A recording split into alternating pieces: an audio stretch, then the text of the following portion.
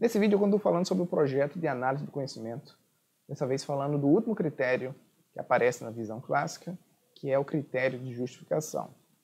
Do ponto de vista epistemológico, dentre as noções que aparecem compondo aqui os critérios necessários para conhecimento, justificação é a noção mais difícil, a noção mais exigente teoricamente.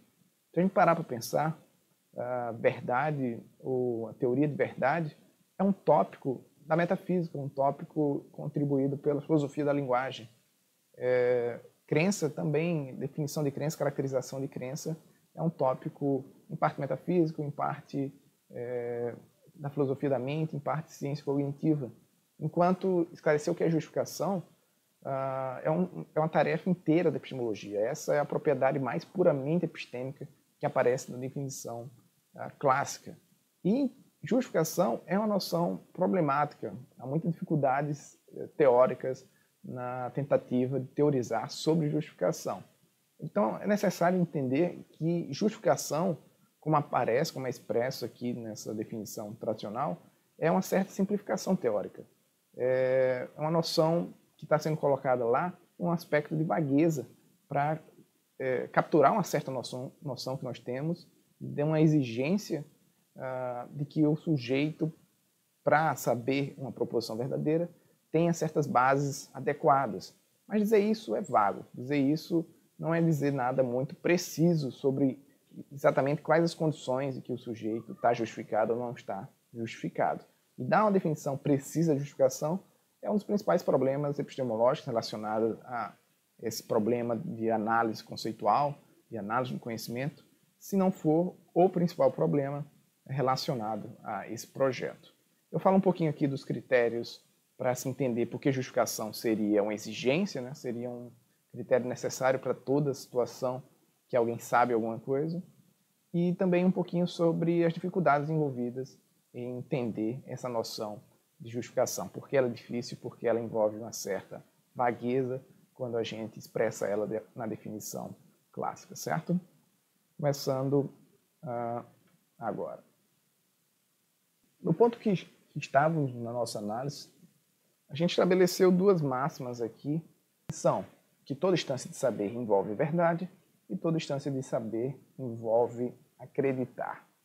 Então, nesse ponto, a gente tem uma análise temporária, pelo menos, que diz duas coisas. O sujeito sabe que P, se somente se P é verdadeira, e S acredita em um sentido completo que P. E agora a gente tem que esclarecer por que exatamente essa análise é insuficiente. Se a gente já estabeleceu essas duas, supostamente, né, essas duas máximas, duas verdades aqui sobre o conceito de conhecimento, porque esses dois critérios, por si só, não são suficientes para esclarecer o que é conhecimento, o que é que está faltando aqui. A gente tem que explicar a insuficiência dessa análise para, um primeiro passo, explicar por que um terceiro critério é necessário e por que se fala em justificação como sendo um critério necessário. E o principal ponto aqui sobre essa insuficiência é que há muitos tipos de crenças verdadeiras que nós não consideramos saber. Nós não aplicamos o conceito de saber para todo caso de crença verdadeira. Não é o caso. Para dar um exemplo, suponha Neide, que é fumante e ultimamente estava tossindo muito, e acabou de fazer uma radiografia do tórax e está fazendo seu caminho rotineiro para casa, quando sem querer passa debaixo de uma escada. Supersticiosa, por causa da escada, ela passa a acreditar que seu exame mostrará que ela está doente. O resultado do seu exame aponta a existência de tumores no seu pulmão esquerdo. Então, esse é um caso em que o agente aqui possui uma crença verdadeira, mas um caso foi construído para que a gente distancie a intuição de que esse não é um caso de conhecimento, mesmo sendo um caso de crença verdadeira. E o problema tem a ver justamente com o tipo de base que Neide, em particular, está usando para chegar em sua crença verdadeira.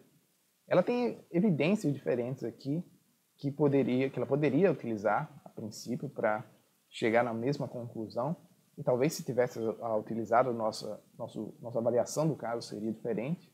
No entanto, a razão para que ela chega nessa crença, a causa da sua crença, é sua superstição. E sua superstição disparada especificamente pelo fato de ela ter passado debaixo de uma escada. Nós não julgamos esse tipo de coisa como sendo uma base sólida, como algo que autorize Neida ter essa convicção, que justifique Neida ter tal convicção. E, portanto, esse tipo de caso ilustra o fato geral de que não atribuímos conhecimento a todo tipo de crença verdadeira. Aya, por exemplo, lembrando que esse é o nosso texto base, né? Aya, ou Ayer, na pronúncia mais correta, vai defender justamente que a gente só fala sobre conhecimento em certo tipo de casos em que o sujeito tem o direito de estar certo. E estar certo aqui no sentido de ter convicção, de ter certeza. Sua ideia é que não é meramente o fato de você ter uma crença verdadeira que torna apropriada a sua crença. Há situações distintas aqui sobre o quanto sua crença, verdadeira ou não, é apropriada. Às vezes o problema é que nós temos razões que são ruins do ponto de vista epistêmico para essa crença, mesmo em caso de crenças verdadeiras. Então, para dar mais um exemplo, suponha que Felício é responsável por contratar um novo analista para a empresa em que trabalha. Após entrevistar o terceiro candidato, Felício se convence de que ele não é um bom analista, pois veio com a gravata listrada e ele, Felício, odeia gravatas listradas. De fato, esse candidato não é um bom analista, ele sequer é um analista de verdade. É um sujeito com currículo falso que está tentando ali conseguir um emprego de qualquer forma. Mais uma vez, aqui o Felício está baseado em uma razão, assim como Neide. Ele está usando algo para chegar à sua conclusão. No entanto, a razão que ele está utilizando aqui é uma razão de um tipo ruim do ponto de vista epistêmico. A gente consegue perceber que não há qualquer relação entre alguém usar gravatas listradas ou não, quanto a ser competente ou incompetente quanto a um certo cargo, um certo emprego. A gente consegue perceber que não há relação aqui entre a razão que Felício utiliza para a sua crença e a verdade dessa crença, a verdade dessa proposição em particular. E às vezes o problema não é exatamente uma razão ruim do ponto de vista epistêmico, mas tem mais a ver com a ausência de razões, a ausência de evidência. Mais um exemplo, a professora de Davi, que possui 6 anos, está falando sobre como os outros planetas do Sistema Solar e o próprio Sol são objetos que estão bem distantes. Davi, por palpite, passa a acreditar que o Sol está a mais de 100 milhões de quilômetros de distância da Terra. E Davi está certo. Mais um caso de uma crença verdadeira, e dessa vez é um caso de palpite. Davi, digamos, pensou nesse número porque foi o maior número que ele conseguiu pensar. Ele recentemente aprendeu sobre a casa do milhão e se esforçando para pensar num número muito grande, e o número que ele chegou foi de 100 milhões de quilômetros, mas por acaso ele está certo. Casos de acaso, casos de sorte, de palpite, em que alguém está certo, alguém acerta a verdade por mera sorte, por mero palpite, são casos que também não atribuímos o conceito de saber. Não categorizamos esses casos como sendo casos de conhecimento. Jamais diríamos aqui que Davi sabe tal coisa, apenas que Davi chutou tal coisa, ou que Davi acertou na sua tentativa, certo? Às vezes o problema não é tanto com razões ruins, nem com razões, ou ausência de razões, ausência de evidência, mas razões ou evidência insuficiente. Então considere esse caso. Luizinho precisa de 12 ovos para fazer um bolo para uma festa. Ele não pode usar ovos podres ou estragará o bolo. Ele testa 3 ovos ao colocá-los em um pote com água, pois ovos estragados boiam. E após testar os 3 ovos, Luizinho conclui que todos os ovos estão bons e decide fazer logo o bolo. Todos os ovos, de fato, estão bons. Luizinho sabe ou sabia que todos os ovos estavam bons? Parece que não, certo? Ele testou 3 desses ovos e os 3 estavam bons, mas ele fez uma generalização para todos os restantes dos ovos e concluiu que todos eles estavam bons, baseado numa evidência que me parece, é insuficiente. Se ele tivesse uma evidência a mais aqui, do tipo que todos os ovos que ele tem o mesmo tempo, né, que foram preservados da mesma forma, estão no mesmo estado, aí seria uma inferência diferente. Mas se ele tem certos ovos aleatórios, pega 3 aleatoriamente, testa esses ovos sem saber se eles estão nas mesmas condições, ele não tem, não está autorizado, ele não sabe de fato se todos os ovos estão bons. Então esses casos aqui mostram que crença verdadeira não caracteriza conhecimento por si só. Mas resta agora dizer nessa análise ainda o que então está presente nas instâncias de saber, além de crença e verdade. Certo? A gente argumentou aqui que não é suficiente para definir conhecimento falar sobre crenças verdadeiras ou usar como exigência somente crença e verdade. Mas, mais positivamente, o que é que está presente nas instâncias de saber que está faltando nessa análise aqui? Qual é a propriedade de pertencimento que nós não incluímos aqui, ou propriedades de pertencimento que faltou incluir aqui? E é que começa a dificuldade quanto à noção de justificação. A gente consegue contar contra-exemplos para essa definição temporária, em termos somente de crença verdadeira, mas é difícil definir exatamente o que é que está faltando aqui. Que noção é essa, que propriedade é essa, ou propriedades são essas, que estão ausentes e que a gente deve incluir na nossa definição. Uma primeira observação é que conhecimento é atribuído a quem possui boas bases, coisas como provas, quando a gente está falando sobre conhecimento matemático, boa percepção, boa memória, bom testemunho, etc. A gente consegue perceber que existem certas bases que nós consideramos adequadas e que nós atribuímos conhecimento para pessoas que estão baseadas em algo que nós consideramos adequado, certo? E a gente consegue perceber que isso está relacionado com posse de evidência, com boa experiência perceptual, boa memória, coisas do gênero. No entanto, falar em boas bases é algo vago, certo? Eu consigo entender mais ou menos o que isso quer dizer, mas eu entendo isso de maneira um pouco intuitiva, não entendo explicitamente o que quer dizer boas bases. Ou, em termos mais teóricos, quais são as condições exatamente que alguém precisa satisfazer para que a gente possa dizer que ele possui boas bases. Quando é que precisamente alguém tem ou não tem boas bases?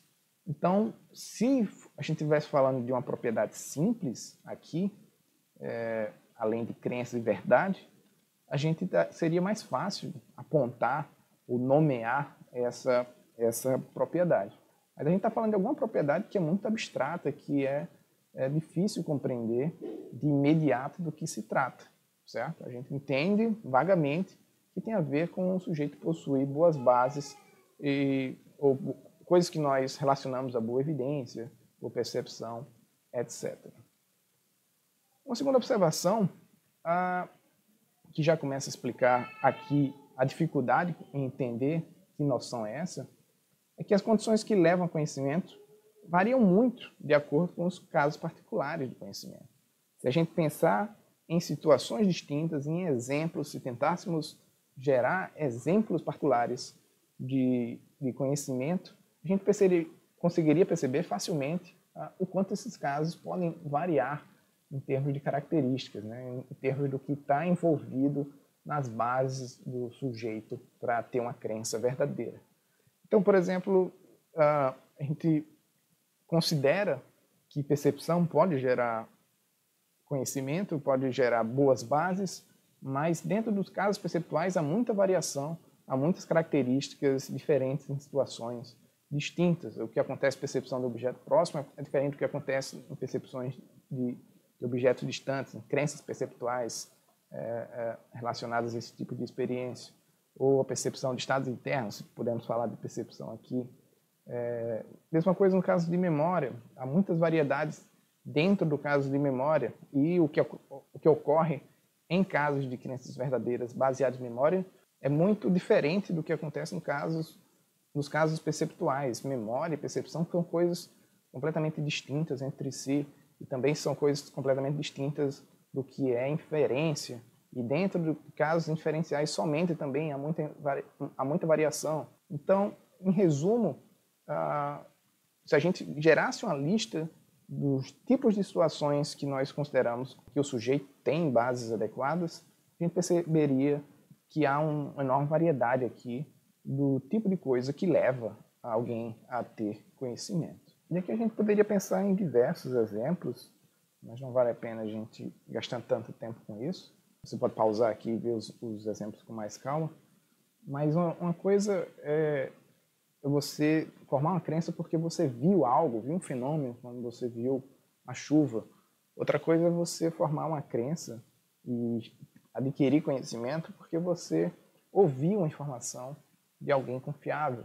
Outra coisa é você chegar em um pedaço de conhecimento porque você lembrou de algo, e algo que aconteceu há muito tempo atrás, o que seria também diferente do que formar conhecimento quando você lembra de algo que é resultado de um evento recente.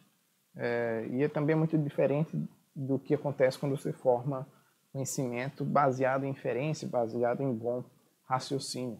Esses casos são muito diferentes e são simplesmente uma amostra muito pequena de todas as variedades de casos em que nós consideramos como tendo bases adequadas para alguém chegar a uma certa conclusão.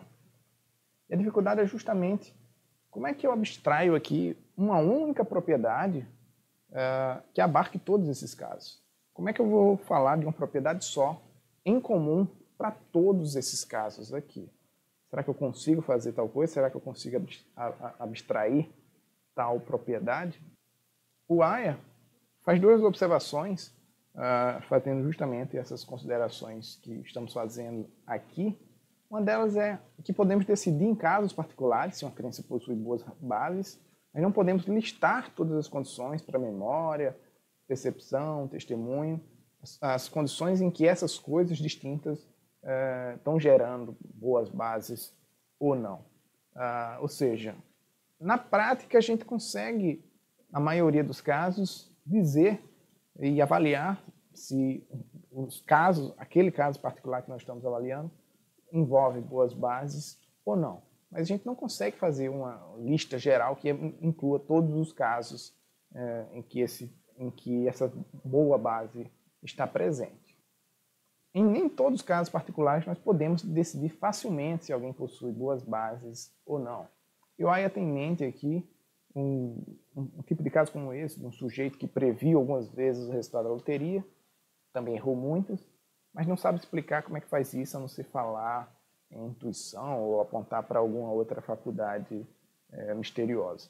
Então, por um lado, o sujeito já errou várias vezes em sua previsão, mas, por outro lado, ele acertou algumas vezes uma previsão que é muito difícil, que é uma previsão sobre o resultado correto da loteria. Então, parece que ele tem alguma base aqui quando ele acerta, mas a gente também não sabe dizer direito que base seria essa, então a gente não consegue dizer se o sujeito aqui sabia ou não sabia, na situação em que ele acertou. É um caso mais complicado. Então o Aya, com essas observações, parece que está admitindo que o nosso conceito de conhecimento, pensando principalmente no que está relacionado a esse critério adicional, que a gente vai acrescentar a crença verdadeira, é um tanto vago, que envolve alguma imprecisão sobre quando o sujeito possui ou não possui boas bases, e que os casos aqui também são muito, muito variados. Isso pode problematizar nossa tarefa aqui, o nosso objetivo, e uma pergunta relevante é se isso não tornaria conhecimento não definível, essas duas observações do Aya. E a resposta é que não exatamente. Os pontos levantados até aqui, seguindo o Aya, não estabelecem que não há uma terceira propriedade em comum em todos os casos de saber, mas apenas que essa propriedade em particular é de difícil definição, ou que ainda precisa de definição. A gente consegue perceber, apesar de todas essas considerações aqui, que nós só aplicamos saber nos casos em que a crença do sujeito na proposição está bem embasada, certo? Todos os casos em que nós estamos dispostos a atribuir conhecimento são casos em que o sujeito baseia sua crença em um tipo de método que nós consideramos adequado. O que é que conta como um método adequado? O que é que conta como uma base adequada? O que é que conta como boa evidência, como boa percepção, etc, etc? Essa é uma questão para epistemólogos responderem. No entanto, do ponto de vista conceitual, em que a gente está interessado no entender, esclarecer o conceito de conhecimento, a gente ainda consegue dar um passo significativo aqui ao perceber que a gente só aplica o conceito de saber nesse tipo de caso em que está presente algo que a gente chama, mesmo que vagamente, de justificação. A gente consegue entender a necessidade do sujeito ter uma base adequada para a sua crença, que não importa somente que a sua crença seja verdadeira. O A especificamente vai caracterizar essa terceira propriedade como o direito de acreditar. Essa é a noção que ele utiliza, é assim que ele expressa. E depois ele refina um pouquinho essa noção para os seguintes termos. O sujeito tem o direito de acreditar em P se está em uma situação epistêmica tal que não possui o dever de tomar precauções quanto à possibilidade da proposição ser falsa. De novo, ele não está dando uma definição precisa do que é esse direito de acreditar. A gente não sabe quando, afinal, o sujeito está numa situação epistêmica tal que ele não tem que tomar precauções quanto à possibilidade da proposição ser falsa, mas ele está dando meio que um critério teste aqui para saber quando esse terceiro critério foi satisfeito. Quando, na prática, a gente encontra uma situação que a gente diria, certo, você tem tanta evidência, você tem tantas bases que você não precisa mais tomar precauções quanto à possibilidade de estar errado, então você está numa situação boa bastante que a gente possa dizer que você tem o direito de acreditar, você tem o direito de ter certeza que P. Mas a gente poderia falar simplesmente de justificação. E a gente pode entender que uma crença em uma proposição verdadeira P só constitui conhecimento se ela for sustentada por bases adequadas, como boa evidência, boa memória, bom raciocínio, etc. Claro, isso não define o que é justificação, essa não é uma definição, um esclarecimento do que é justificação, mas esse é um tópico para epistemólogos. É um problema sério e que interessa a epistemólogos. Em que condições exatamente uma crença P está justificada? Ou, em outras palavras, o que é que caracteriza a justificação propriamente? É algo que tem que ser respondido para que a gente tenha uma teoria de conhecimento completa. O fato de nós não termos uma definição clara, a gente não ter uma teoria de justificação nesse ponto, não é um problema para a teoria do conhecimento que diz que conhecimento é crença verdadeira justificada. A gente só tem uma dificuldade conceitual quanto ao conceito de justificação. Mas dizer que a gente não consegue esclarecer justificação nesse ponto, ou que a definição clássica por si só não esclarece as condições que alguém tem ou não tem justificação, isso não é um problema em si para essa análise, certo? Porque o argumento de que justificação é um critério necessário ainda é um argumento compreensível, um argumento plausível. A mesma coisa, na verdade, se a gente parar para pensar, quanto ao critério de verdade. A gente consegue entender que a maneira como a gente usa o conceito de saber exige factividade, mas disso não se segue que a gente tenha uma definição do que é verdade. E definir verdade, dar uma definição completa, uma teoria sobre verdade, é uma tarefa que os filósofos também precisam ainda preencher nesse ponto, né? É algo que já foi feito, já foi tentado inúmeras vezes, mas esse ponto de nossa análise não significa que a gente não tenha boas razões para achar que conhecimento exige verdade, ou que exige crença, em nosso caso, que exige justificação.